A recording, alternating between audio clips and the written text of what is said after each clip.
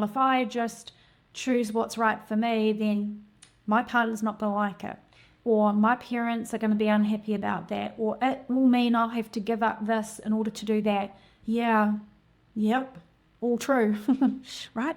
All things that could factually be true, all things we have to face when we're like, I'm breaking this egg from the inside out. You know, there's a saying, if an egg is broken from the outside, life dies, but if an egg is broken from the inside, life begins.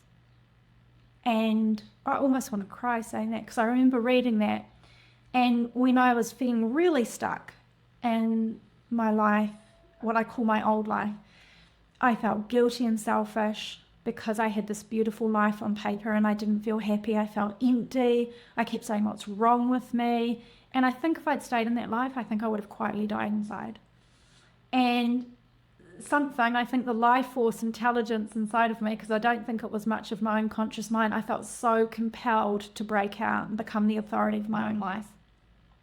And to trust all the nudges and the urges that I had inside of me for growth and change, and to follow my curiosities. I was having a spiritual awakening. It seemed so kooky and weird, and it was so divergent to everything that was going on around me. I started making radical life choices that were completely the opposite of everything that I had kind of witnessed growing up. And as I started to do that, that was like breaking the egg from the inside. That is truly when life kind of began for me. I feel like I was pretty asleep up until that point, and it was still beautiful, and I had a good life, and I'm extremely grateful for it.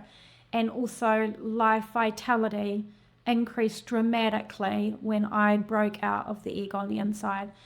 And that doesn't mean it's easy, because I know if you're listening to this and you're like, some of the clients I've been working with recently, and they're like, well, I want to do this, but actually my family's not about it. And it is going to rock the boat a bit if I listen to the authority of my own self and choose for myself.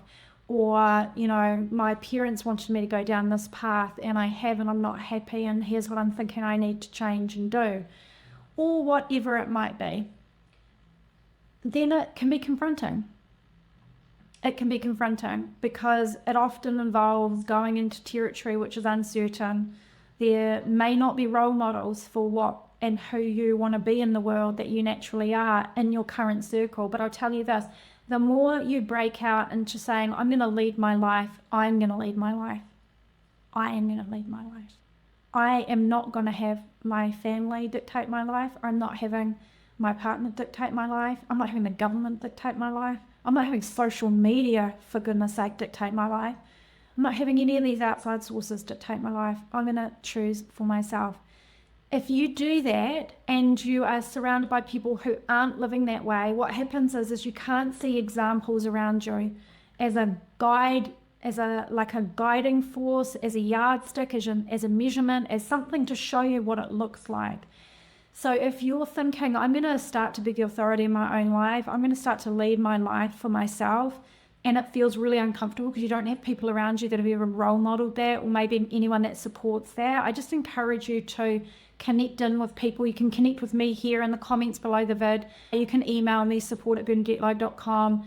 You know, join in with groups, be around people, gravitate toward people, surround yourself with people, even if it's online, that represent that for you. Not to go their path, go your own path, but around people who have chosen their own path while you're choosing your own path.